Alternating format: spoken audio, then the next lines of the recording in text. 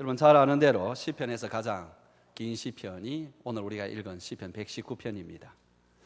성경 중에서도 제일 긴 장인데 그래서인지 보통 설교자들이 이 시편으로 설교하기를 좀 부담스러워합니다. 특별히 설교를 본문으로 이렇게 계속하는 사람은 이거 시작하면 언제 끝날지 모르니까 굉장히 힘들죠. 저도 몇 번 이걸 한번 해볼까 하다가 좀 자신이 없어서 부담스러워서 또 넘어가고 그랬습니다. 근데 여러분 잘 아는 아프리카 선교사였던 리빙스턴은 9살 때에 이 시편 전체를 외워가지고 상을 받았습니다. 그래서 여러분 9살 되는 아이들 이제부터 오늘부터 한번 너무 족치지 마시고. 근데 나중에 리빙스턴이 이제 17년간 선교사 생활을 하고 돌아왔을 때에 그 몰골이 굉장히 형편없었다고 합니다. 짐승의 공격을 받고 못 먹고 막 이래가지고 엄청난 그런 어떤 참 외적으로 볼 때에는 너무나 고생을 많이 한 그런 표시가 있어가지고 사람들이 그에게 물었습니다. 도대체 어떻게 17년간 그 오지에서 그 아프리카 정글에서 그렇게 견뎠느냐고. 그때 리빙스턴이 아주 유명한 말을 합니다. 하나님 말씀 때문에 그걸 견디었다고. 여러분 이 시편은 176절인 것이 이유가 있습니다. 왜냐 하니까 이 시는 아주 정교하게 짜 있는 닭관체 시입니다. 닭관체 시라는 건 뭐냐 하니까 여러분 각 절들의 첫 시작이 히브리어 알파벳 순으로 되어 있는 것입니다. 우리식으로 말하자면 1절은 기역으로 시작하고 2절은 니은으로 시작합니다. 3절은 디귿으로 시작하고 그렇게 시작되는데 더 특이한 것은 이 시편은 여러분 8절씩 닭관체로 되어 있다는 거죠. 무슨 말이냐니까 1절에서 8절까지는 전부가 여러분 히브리어의 첫 글자인 알렙으로 계속 매절이 시작이 되고요. 9절, 10절, 11절에서 16절까지는 전부 다 베이트로 이렇게 시작이 되고 그 다음에 긴멜 이런 식으로 시작이 됩니다. 근데 이제 히브리어 알파벳이 총 22자입니다. 그러니까 22자 곱하기 8 그러면 얼마가 나와요? 176절이 나옵니다.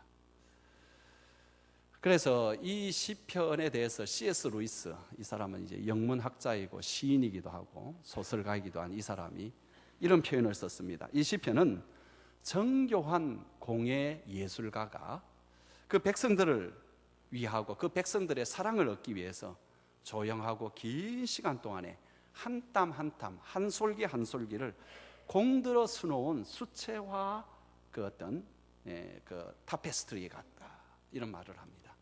짜놓은 그것과 같다 이런 표현을 씁니다. 그리고 이제 또 두 번째의 이 시의 특징은 전부 다가 하나님의 말씀을 찬양하는 그런 절들로 되어 있죠.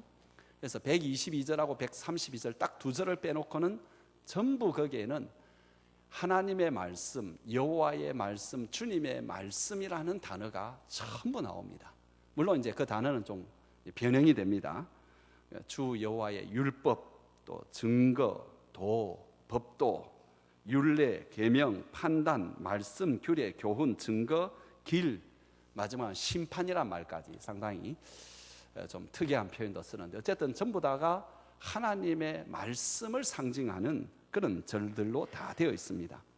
그럼 이제 성경학자들은 말할 때 이 시편 기자는 신명기 6장에 보게 되면은 너희는 가나안 땅에 들어가서 여호와의 말씀을 지키고 너희 자녀들에게 계속해서 말씀을 가르치라는 명령이 나옵니다. 그래서 그 명령을 새롭게 시편으로 만든 것이다. 이렇게 표현들을 많이 합니다. 어떻게 보면은 이제 이 주제는 하나님의 말씀이라는 주제 하나이고요. 그 다음에 형식은 닭관체라는 딱 정해진 그런 형식을 가지고 있기 때문에 상당히 이 내용과 표현이 좀 단조롭고 그 다음에 어떤 때로는 말을 맞추기 위해서 좀 부자연스러운 그런 일도 일어날 것이다 라고 생각할 수 있을지 모르지만 그 정반대입니다.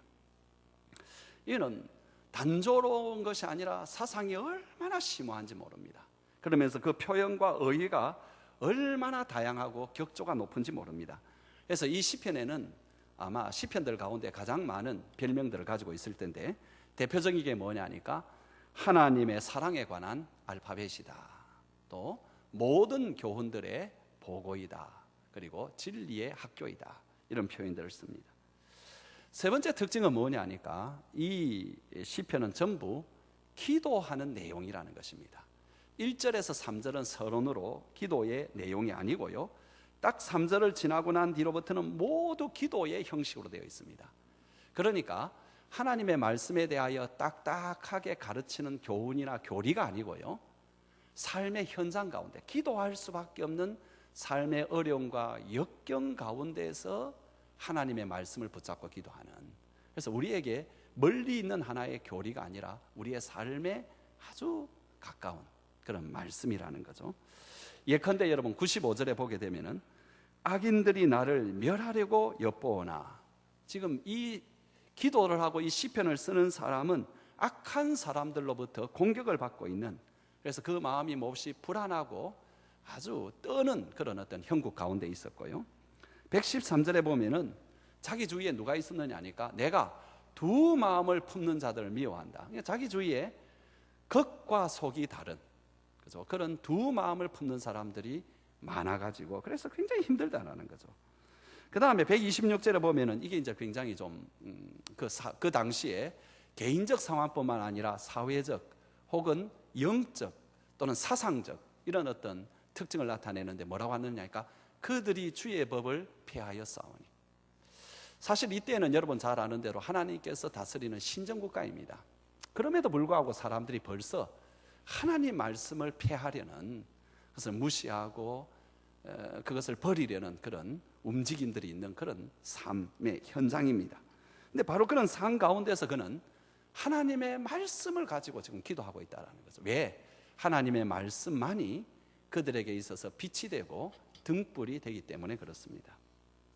오늘은 우리가 그 시편의 첫 부분인 1절에서 8절을 보게 되겠는데, 말씀드린 대로 1절에서 8절 전부 다는 시작할 때 전부 알렙으로 시작하는 그런 구절입니다.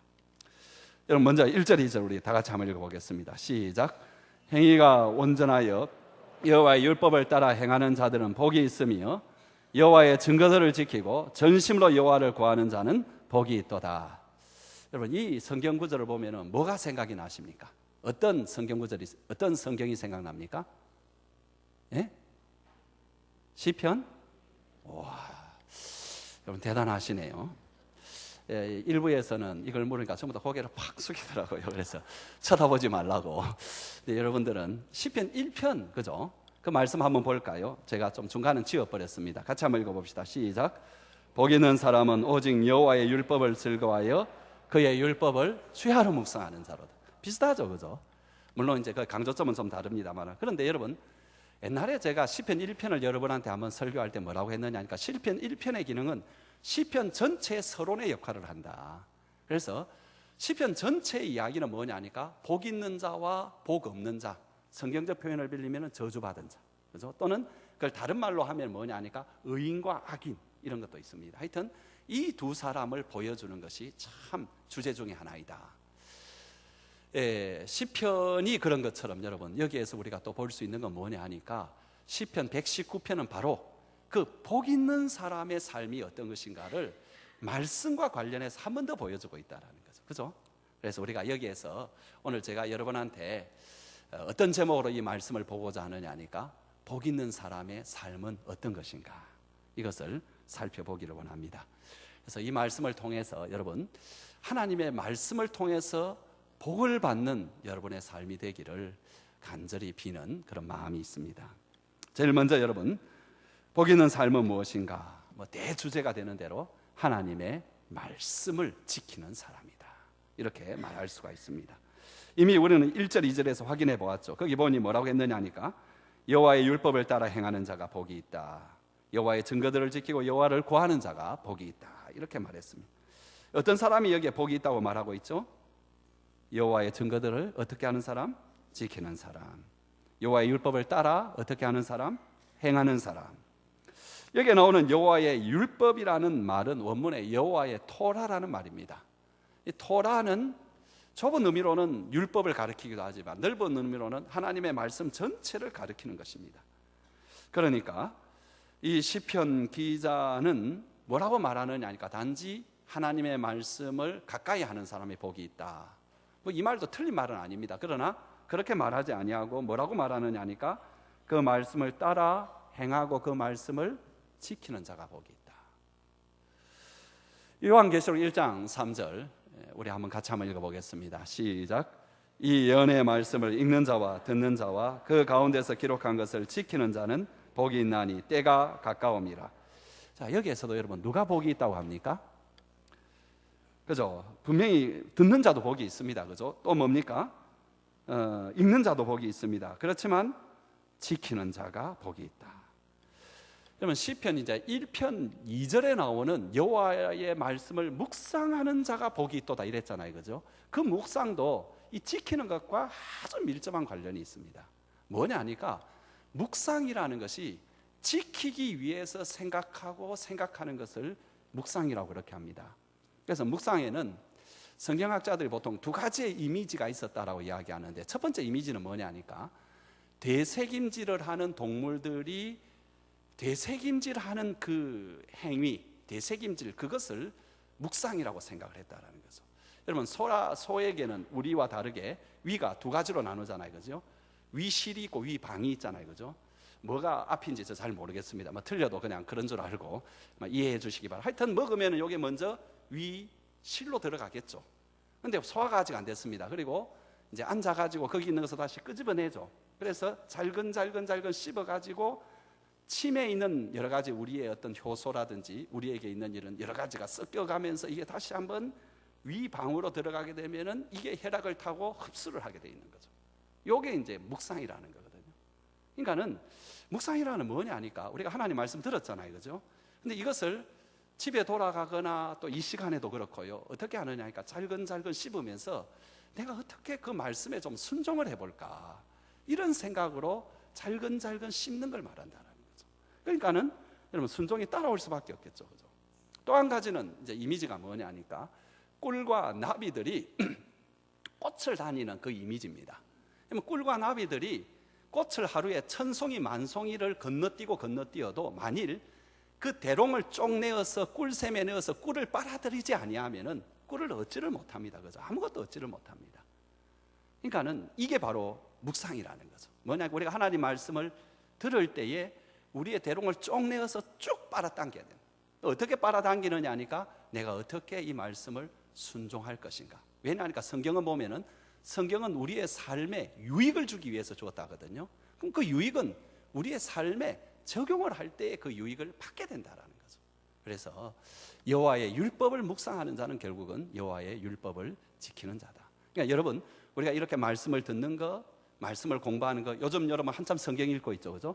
이것의 목적은 뭐냐 하니까 빨리 해가지고 성경 퀴즈 한다는데 돈 좀 한번 따보자. 여러분 그게 아니고, 그죠? 뭐냐 하니까 하나님의 말씀을 지키는 것이다. 이 핸델에 관한 이야기입니다. 이제 이 사람이 어느 날 연주용 가발을 잃어버렸습니다. 여러분 이제 그 고전 음악가들 보면은 머리가 이렇게 쫙 내서 꼬불꼬불 일이 돼 있죠. 이게 자기 머리가 아닙니다. 전부 가발들입니다. 근데 이걸 잃어버렸어요. 그런데 굉장히 급한 상황 가운데서 어떤 여자분이 참 희한하게 그걸 찾아줘가지고 참 고마웠어요. 그런데 이 여자 참 괜찮은 여자 같았어요. 그래서 이 여자 근데 직업이 뭐냐 하니까 고급 헤어 뭡니까 샵입니까? 소위 말하는 이발소, 여기에서 일하는 분이신데 뭐 잘못됐습니까? 근데 여러분 알아들으셨으면 됐고요. 하여튼 이발소에서 일을 이렇게 하는데요. 여러분이 웃으니까 제가 잊어버렸잖아요. 그런데 이제 그래서 이제 서로 교제를 했어요. 교제를 했는데 참 고맙고 또 마음에 일이 사랑이 가는 겁니다, 자꾸. 그래서 선물을 하나 하고 싶다. 근데 음악가의 최고 좋은 선물은 뭐겠어요? 악보잖아요. 근데 악보를 이렇게 선물을 딱 줬습니다. 근데 어느 날 이제 이 핸델이 자기가 그 샵에 이렇게 갔는데 거기 가보니까 그 여자가 그 핸델이 온 줄을 모르고 이렇게 말을 하는 거예요. 자기 밑에 이제 일하는 한의한테 시키기를 뭐라고 하느냐 하니까 거기 있는 그 악보 가져오라는 거예요. 악보를 어디 쓰느냐 하니까 머리 많은데 써버리는 거예요. 그래서 핸델이 기겁을 하고 다시는 그 여자를 만나지 아니했다. 그런데 우리도 그런 게 아닌가 말이야. 하나님 말씀을 정말로 그 가치를, 이 여자는 그 악보의 가치를 모르는 여자잖아요. 우리도 하나님의 말씀의 가치를 그렇게 모르는 게 아닌가. 왜 제가 감히 그렇게 말하느냐 하니까 하나님의 말씀의 가치는 행할 때만 나타나는 거거든요. 순종하고 내가 그 말씀대로 한번 살아볼 때 나타나는 거거든요. 근데 그렇게 하고 있지 않다면 이 여자와 다를 바가 무엇인가, 이런 생각을 하게 됩니다. 그래서 우리에게 가장 중요한 건 뭐냐 하니까 하나님의 말씀을 어떻게 하면 한번 지켜볼 것인가, 살아볼 것인가, 이게 제일 중요하다는 거죠. 그러기 위해서 제가 여러분에게 두 가지의 제안을 하려고 합니다. 제일 먼저는 여러분 하나님 말씀을 대할 때, 그러니까 지금 여러분들이 설교를 듣거나 오늘 개인적으로 성경을 읽거나 혹은 상공부에서 공부를 하거나 이렇게 할 때에 여러분 성경 그 자체의 내용을 알려고 하지 마시고요, 그 성경에서 하나님을 만나고자 애를 써야 된다는 것, 이것이 제일 첫 번째의 중요한 것입니다. 지금 여러분이 저의 설교를 들을 때도 그렇습니다. 이 시편의 내용을 아는 그것이 중요한 것이 아니고, 또 심지어 제가 여러분에게 설교하는 그 내용을 좀 제대로 파악하려는 그것보다도 더 중요한 건 뭐냐니까 이 말씀 속에서 나에게 말씀하고 계시는 그 하나님, 여러분 그 하나님을 만나려고 해야 된다는 것입니다. 2절을 우리 한번 같이 읽어보겠습니다. 시작. 여호와의 증거들을 지키고 전심으로 여호와를 구하는 자는 복이 있도다. 하나님의 말씀을 지키는 것만으로 끝나는 것이 아니라 전심으로 하나님을 구하는, 여호와를 구하는 자가 복이 있다. 그러니까 가장 중요한 것은 뭐냐니까 하나님의 말씀만을 구하는 것이 아니라 그 속에 계시는 하나님을 구하고 그것도 전심으로 구하는 것입니다. 이게 핵심이라는 거예요. 여러분 10절 말씀도 우리 한번 같이 읽어보겠습니다. 시작. 내가 전심으로 주를 찾아 싸우니 주의 계명에서 떠나지 말게 하소서. 여기에도 전심으로 주님을 찾는다는 말이 나오지 않습니까? 그러니까는 우리가 말씀을 여러분 들을 때도 그렇고 말씀을 공부할 때도 그렇고 또 말씀을 읽을 때도 그런데 우리는 조금만 잘못하면 성경이 무엇을 이야기하는가, 특별히 공부하기 좀 좋아하고 이 머리가 좀 뛰어나는 사람, 이런 사람들은 성경의 내용을 파악하려고 자꾸 생각을 하는데 그게 아니죠. 언제든지 우리 마음속에 하나님을 만나고 싶다, 오늘도 나는 하나님의 음성을 듣고 싶다라는 이 마음이 내게 있어야 되고 이 마음이 내게 살아있어야 된다는 거죠. 우리는 두 가지의 극단을 좀 경계해야 됩니다. 제일 먼저는 성경 우상주의를 경계해야 됩니다. 이 뭐냐 하니까 성경 자체에만 너무 관심을 두고 성경의 내용 파악에만, 거기에 모든 문제가 다 걸려있는 것처럼 그렇게 하는 사람은 자기도 모르게 성경 우상주의에 빠지게 됩니다. 여러분 성경의 내용 자체가 우리의 경배의 대상이 아닙니다. 그죠? 성경의 문자 자체가 우리의 경배의 대상이 아니라 그것이 증거하는 하나님이 우리의 경배의 대상이 되어야 됩니다. 그러므로 지적인 호기심이라든지 지적인 관심을 가지고 성경을 접하려는 것을 우리는 경계해야 됩니다. 둘째로는 그 반대로 신비주의를 경계해야 됩니다. 이것은 하나님을 체험하기를 원합니다. 하나님을 경험하기를 원하고 하나님을 만나기를 원합니다. 그런데 문제는 성경 없이 그렇게 하기를 원한다라는 거죠. 뭘 통해서? 신비한 경험과 신비한 어떤 사건들을 통해서 만나기를. 여러분 그렇게 되면 문제는 뭐냐 하니까 하나님이 주관화된 하나님이 되어버리고요, 그러니까 자기도 모르게 하나님 아닌 하나님을 섬기고 심지어는 광명의 천사로 이렇게 나타날 수 있는 그 사탄이 그렇게 하나님으로 변장해서 나타난 그 사탄을 하나님으로 착각할 수 있다는 것. 그래서 우리에게 가장 중요한 건 뭐냐 하니까 성경을 통하여 살아계신 하나님을 만나는 것입니다. 이 말씀을 통해서 우리는 하나님을 경험하는 것입니다. 무엇으로? 머리만이 아니고 가슴으로 하는. 여러분 그렇게 될 때에 정말로 이제 그 말씀이 우리의 손과 발로 나타나게 되는 거죠. 파스칼이 말한 너무너무 유명한 말이 있죠, 그죠? 모든 진실한 그리스도인은 머리에서 가슴까지의 30cm의 여행을 해야 된다. 이해가 되시죠? 우리는 전부 다 대부분의 사람들이 관념적인 신앙을 갖고 있다. 이게 어디로 내려와야 되느냐 하니까 가슴으로 내려와야 돼. 뭐 어떻게 가슴으로 내려올 수 있느냐 하니까 한 가지 길이 있다. 하나님을 만날 때. 하나님을 만나면 관념적인 신앙이 뭐 어떻게 돼요? 우리에게 살아있는 신앙이 된다. 여러분 그러면 그 하나님을 어떻게 만나느냐? 오늘 본문에는 이렇게 이야기합니다. 하나님을 전심으로 찾을 때 만나게 된다. 우리가 하나님을 정말로 찾으면 하나님이 꼭 만나주십니다. 그럼 그것을 약속한 성경 구절이 있는데 예레미야 29장 13절입니다. 우리 다 같이 한번 읽어보겠습니다. 시작. 너희가 온 마음으로 나를 구하면 나를 찾을 것이요 다시 한번 읽겠습니다. 너희가 온 마음으로 나를 구하면 나를 찾을 것이요 나를 만나리라. 하나님의 말씀을 믿습니까? 그렇다면 여러분, 우리가 이 자리에 나와서도 하나님을 만나지 못하는 이유는 뭐냐니까 우리가 전심으로 하나님을 애써서 찾지 않기 때문이라고 말할 수밖에 없습니다. 왜? 전심으로 찾으면 하나님을 우리의 마음으로 만나게 되는데 이게 되지 않으니까 말입니다. 사랑하는 성도 여러분, 오늘도 이 말씀을 통해서 지금 자기를 계시하시는 하나님을 만나시기 바랍니다. 말씀을 통해서 우리에게로 걸어 나오시는 하나님을 만나시기 바랍니다. 사랑에 빠진 연인들이 그 편지 하나 속에서 서로를 만나듯이 여러분, 이 사랑의 언어로 다가오시는 주님의 이 성경을 통해서 주님을 만나신 여러분 되시기 바랍니다. 이것이 첫 번째 하나님의 말씀을 지키는 지름길입니다. 두 번째 길은 뭐냐? 하나님 말씀을 여러분이 대할 때마다 내가 걸어가야 될 길이 무엇인가? 하나님이 나에게 지금 가라고 지시하는 길이 무엇인가? 말씀이 지금 그것을 어떻게 가르쳐주고 있는가에 대해서 깊은 관심을 가져야 됩니다. 오늘 내가 듣는 이 말씀, 내가 오늘 읽는 이 말씀이 나에게 어떤 삶의 길을 보여주나? 여러분, 이런 관점을 가지고 들으시기 바랍니다. 읽으시기 바랍니다. 그리고 거기에 대한 갈망을 가지고 있기 바랍니다. 그러면은 들립니다. 보입니다. 내가 갈 길이 보입니다. 주님이 보여주신 길이 보입니다. 주님이 가라고 하시는 그 길이 보이게 됩니다. 3절 말씀 우리 다 같이 한번 읽어보겠습니다. 시작. 참으로 그들은 불의를 행하지 아니하고 주의 도를 행하는도다. 여기에 이제 주의 도를 행한다, 이 말은 주님의 길을 걸어간다, 이런 표현이잖아요. 근데 이제 복된 사람은 누구냐 하니까 주님의 길을 걸어가는 사람이다, 이런 뜻이죠. 그러니까 복 있는 사람은 성경을 통해서, 여러분 소극적으로 말하자면은 내가 걸어가지 아니해야 될, 피해야 될 불의의 길을 분별을 해냅니다. 적극적으로는 내가 걸어가야 될 길을 알게 되고 발견하게 됩니다.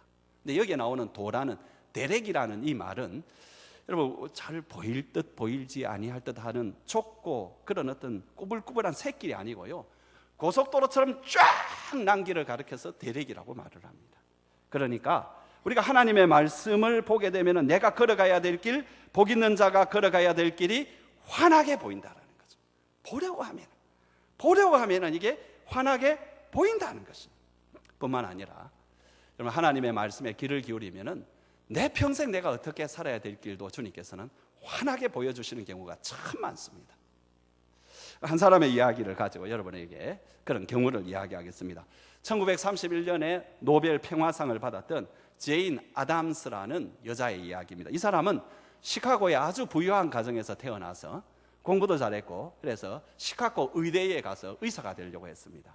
그런데 척수 장애가 일어나가지고 학업을 포기하고요, 좀 실망한 가운데서 영국 런던에 그냥 좀 쉬러 갔었습니다. 근데 그가 어느 순간에 런던에 있는 아주 빈민가를 이렇게 가보게 되었는데 거기에 굉장히 좀 충격을 받습니다. 왜냐하니까 사람들이 그 추운데 맨 땅에 자거든요.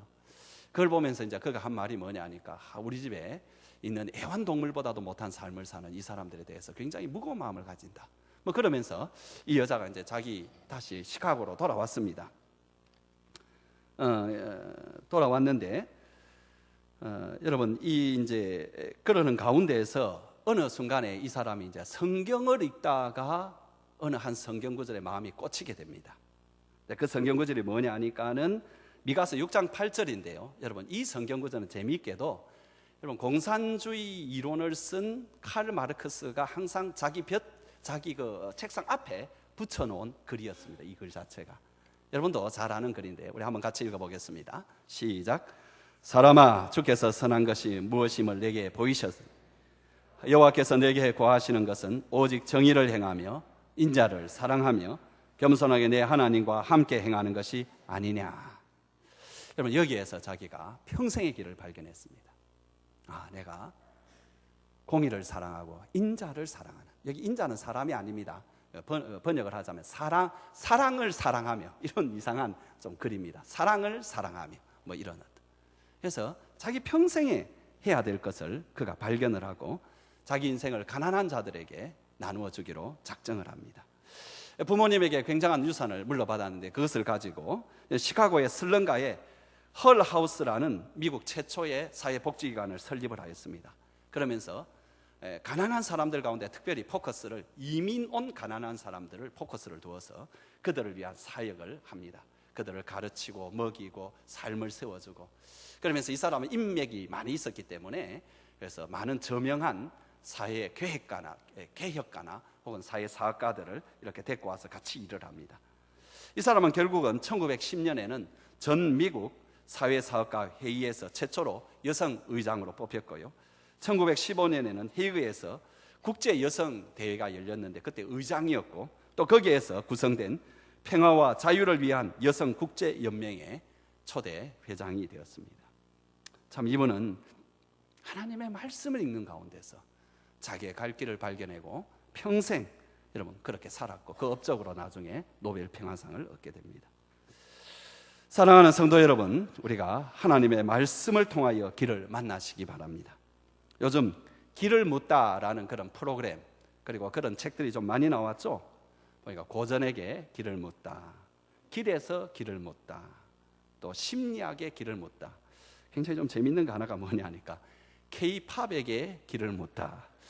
무슨 길을 묻는지 잘 모르겠지만, 근데 여러분 우리들이 물을 곳이 있잖아요. 우리의 길을 물을 곳이 있잖아요. 하나님 말씀입니다. 시편 119편 105절 우리 같이 한번 읽겠습니다. 시작. 주의 말씀은 내 발의 등이요 내 길의 빛입니다.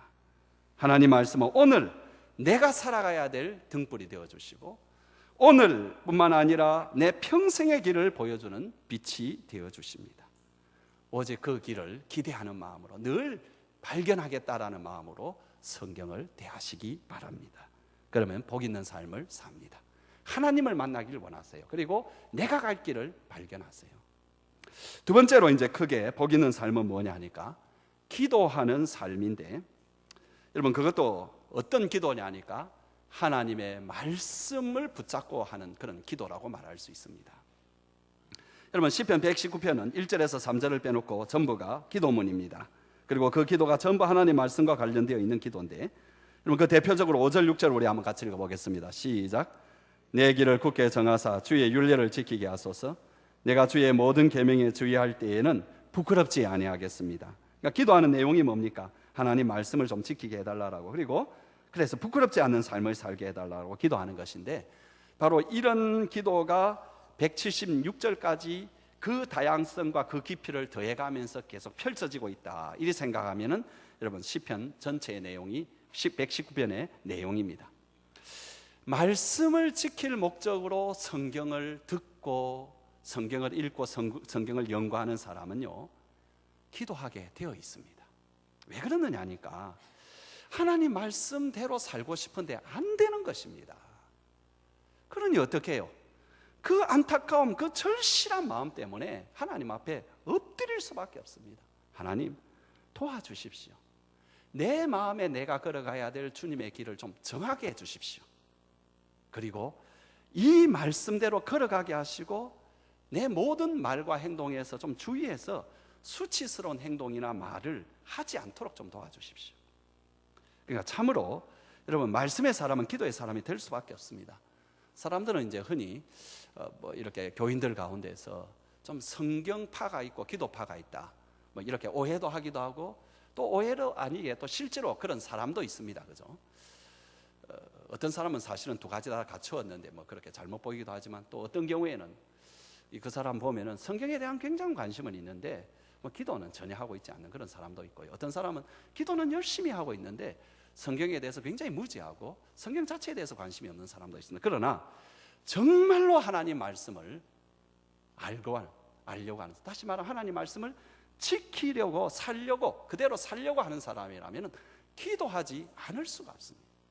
여러분 그 대표적인 사람이 기도의 성자라고 불렸던 조지 밀러라는 사람일 것입니다. 우리는 이 사람 기도의 사람, 평생 5만 번 이상의 기도로 고아를 수없이 먹여 살렸고 수많은 선교사를 파견했던 사람으로 알고 있습니다. 근데 여러분 이 사람은 기도의 사람이기 전에 우리 교회사적으로 보게 되면은 성경의 사람으로 더 유명한 사람입니다.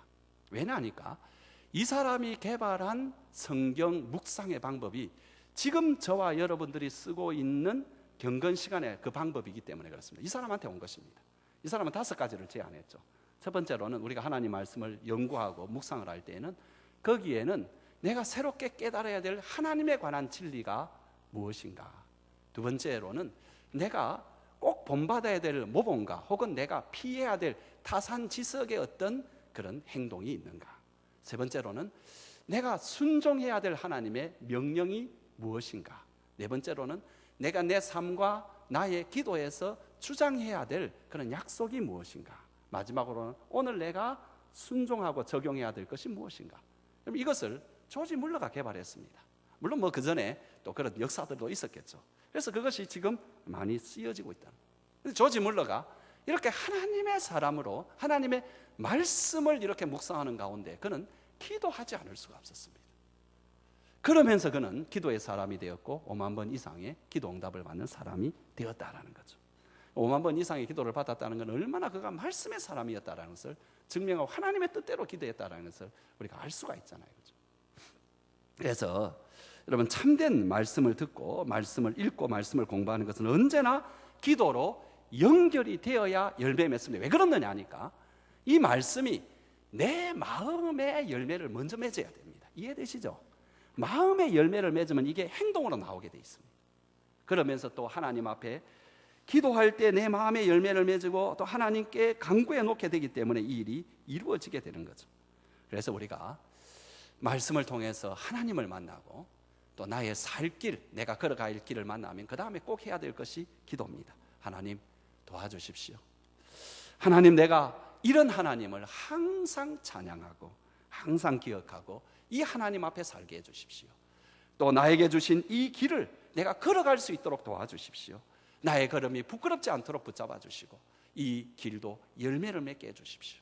이렇게 기도하셔야 됩니다. 오늘날을 가리켜서 부끄러움을 모르는 그런 시대라고 말을 합니다. 부끄러운데, 참 부끄러운 행동을 하는데 본인은 그게 부끄러운 줄도 모르고 있으니까 이거 의아하겠습니까? 기가 찰 노릇입니다. 근데 여러분, 성경을 보게 되면은 오늘날만이 아니라 사람이 존재하는 모든 날들에는 바로 이런 삶을 인간이 살았다라는 거예요. 로마서 1장 28절에도 보면은 여러분, 사람들이 그 마음에 하나님을 두기를 싫어하고요, 하나님의 말씀 갖기를 싫어하고 그 다음에 일어나는 일들을 쭉 이렇게 써놨는데 그 어떤 죄된 모습들, 그 죄명들이 쭉 기록이 되어 있습니다. 엄청나게 많이 기록이 되어 있는데 그걸 이렇게 보게 되면은 참 눈뜨고는 못 볼 부끄럽게 짝이 없는 그런 일들이 계속 인간에게 일어났다, 그렇게 말합니다. 그런데 그 마지막에 아주 재미있는 일이에요. 재미있다 할까요? 참 흥미있는 말이 하나 나옵니다. 죄명을 쭉 쓰고 마지막에 32절 이렇게 되어 있습니다. 같이 한번 읽어보겠습니다. 시작. 그들이 이 같은 일을 행하는 자는 사형에 해당한다고 하나님께서 정하심을 알고도 자기들만 행할 뿐 아니라 또한 그런 일을 행하는 자들을 옳다 하느니라. 그러니까 사람이 굉장히 부끄러운 일을 하고 난 뒤에 그게 부끄럽다 여기고 그만두어야 되는데 그래 안 한다는 것입니다. 자기를 정당화시키기 위해서 다른 사람을 슬 끌어들인다라는 거예요. 그리고 나중에 다 그러는데 라는 이 말도 안 되는 논리를 가지고 그냥 넘어가 버리고요. 그러다 보면은 가치관이 더럽혀지고요. 여러분, 참 죄를 당연하게 여길 뿐만 아니라 오히려 막 옳게 여기고 칭찬하는 그런 분위기가 일어나니까 나중에는 어떤 일이 일어나느냐 하니까 정말로 깨끗하게 살고 양심껏 살고 바르게 살려고 하는 사람이 소외를 당해요. 그냥 소외를 시켜버려요. 그냥 막 이상한 말로, 그죠? 이상한 말로 사람에게. 여러분, 그런 세계 속에 저와 여러분이 살고 있는데 여러분, 이런 세대에 정말로 필요한 것이 기도입니다. 그래야 여러분, 말씀을 붙잡고 기도해야 이런 세상 풍조를 이겨내고 부끄러운 것이 여전히 부끄러운 것으로 남고요, 옳은 것이 여전히 옳은 줄로 압니다. 그리고 그것을 행하는 내적인 동력을 얻습니다. 우리에게 필요한 게 내공입니다. 내공. 우리 그리스도인에게 좀 내공이 있어야 됩니다. 이 내공이 어디서 오느냐 하니까 말씀을 붙잡고 기도할 때에 그 내공이 옵니다. 그것으로 여러분 세상 풍조를 이기고 제대로 산다는 것입니다.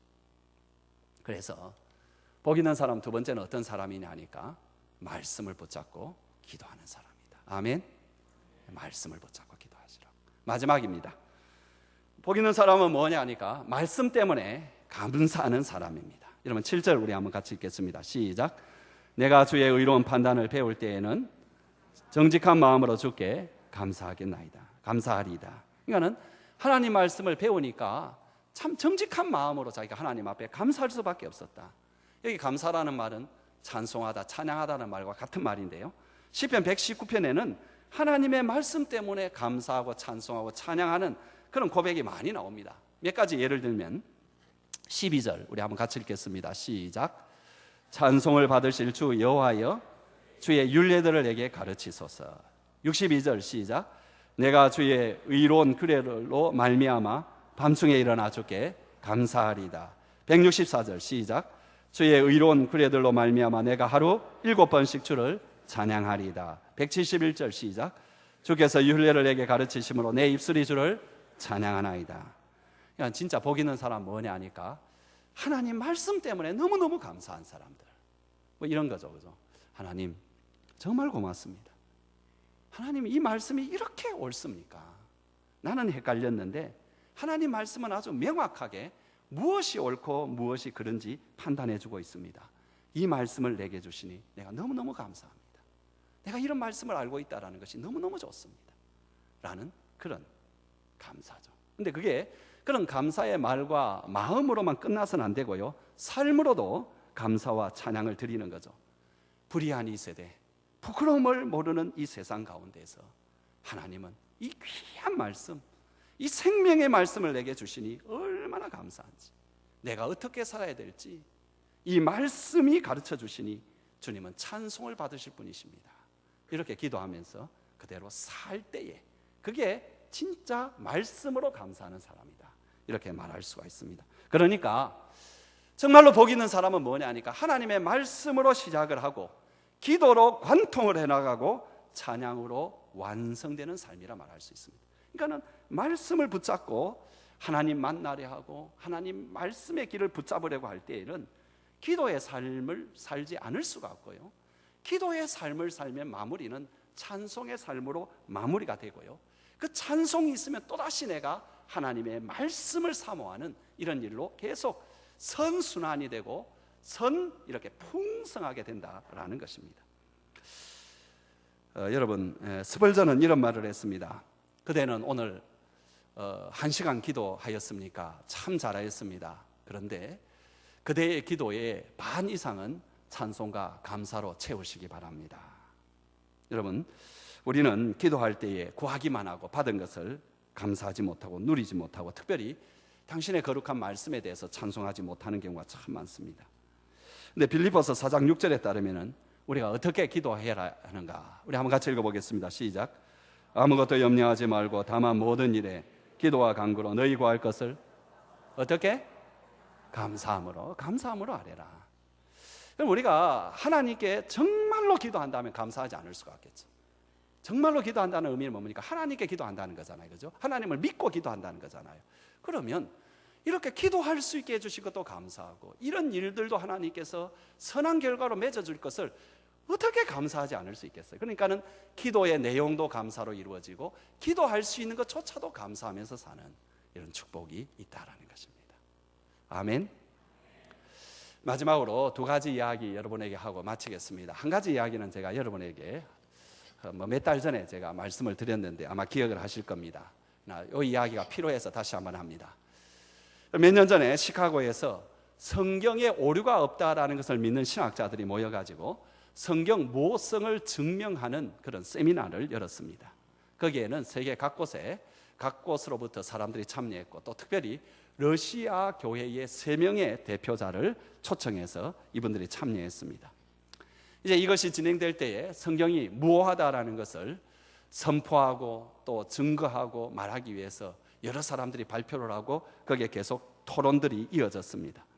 근데 이 3명의 러시아 대표들은 그 토론 중에 발표도 하지 아니했고 물론 그 토론 중에도 끼어들지 아니하고 아무 말도 하지 않았습니다. 세미나가 이제 마치는 시간이었습니다. 그러니까 그 사회자가 그 3명의 그 사람한테 여러분들의 의견은 어떻고 특별히 이 세미나에 이번에 초청돼 왔는데 소감은 어떠는지 물었습니다. 그러니까 그들이 이렇게 대답을 합니다.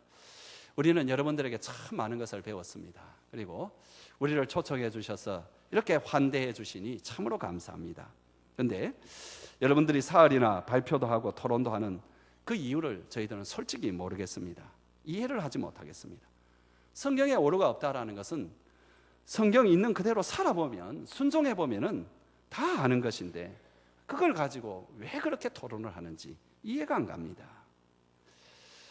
여러분, 그 말로 세미나에 참석했던 모든 분들이 아무 말도 못했다고 합니다. 그 말도 또 비판도 할 수 있겠지만 중요한 건 뭐냐니까 살아보면 아는데, 살아보면 되는데. 그렇습니다. 하나님의 말씀은 여러분 살아보면 압니다. 복 있는 사람은 하나님 말씀대로 살아보면 되는 것입니다. 한 가지만 더 이야기하겠습니다. 사우스 아프리카의 한 인쇄 업체에서 미국의 시카고의 유명 회사의 인쇄기 한 대를 비싼 값에 지불하고 수입을 했습니다. 근데 얼마 지나지 않아서 이 인쇄기가 고장이 났는지 작동이 제대로 되지 않습니다. 그래서 미국 인쇄기 회사에 연락을 해서 문의를 해가지고 나름대로 손을 대보았지만은 도무지 문제가 해결되지 아니했고 자기들의 그 기술로는 해결될 수가 없었습니다. 결국 미국 시카고 회사에서 현지로 전문가를 한 명 파견할 것을 요청했고요. 또 거기에서 허락해서 얼마 후에 한 명의 전문가가 사우스 아프리카에 도착을 했는데 그 사람을 보고 난 뒤에 모든 그 현지 그 회사에서 당황을 했습니다. 왜냐하니까 이 사람 보니까는 20대도 간 넘긴 그런 너무나 젊어도 너무나 젊은 그런 청년이 이렇게 왔기 때문에 아니 지금 온 이 인쇄기를 다 알고 있는 사람들이 들러붙어도 잘 안 되는 이 문제를 어떻게 이 사람이 해결하느냐고. 그래서 미국에 다시 팩스를 보냈습니다. 우리는 지금 이 인쇄기로 해야 될 작업이 너무나 지금 급박하다. 그러니까 좀 더 분명한 그런 전문가를 보내달라. 거기에서 답장이 왔는데 딱 세 줄로 왔습니다. 제일 처음에 뭐냐니까 그 사람이 그 인쇄기를 설계한 사람입니다. 두 번째로는 그 사람만이 그 기계를 고칠 수가 있습니다. 세 번째로는 그 사람이 시키는 대로 하시기 바랍니다. 여러분, 하나님 말씀은 우리를 지으시고 우리를 만드신 하나님의 말씀입니다. 아멘. 여러분, 여기에 우리가 머문다면 어떻게 복된 삶이 여러분 멀리 가겠습니까? 여러분, 제가 마지막으로 여러분에게 질문 하나 합니다. 여러분들이 복된 삶을 살고 있는가 살고 있지 않는가를 재어볼 수 있는 측량 도구가 딱 하나 있습니다. 내가 지금 복된 길을 걸어가고 있는가 걸어가고 있지 않는가 딱 하나, 요거로 재보면 딱 맞습니다. 그게 뭐냐? 여러분과 하나님 말씀과의 거리, 이게 어느 정도 밀접하냐 어느 정도 떨어져 있느냐, 이거 보면 틀림없습니다. 여러분은 어떻습니까? 여러분은 하나님 말씀과 가까이 하는 줄로 믿습니다. 그런데 귀한 가까이 했으니까 이제는 그 하나님 말씀에서 걸어 나오시는 하나님과 더 가까워지시기를 주의 이름으로 축원합니다.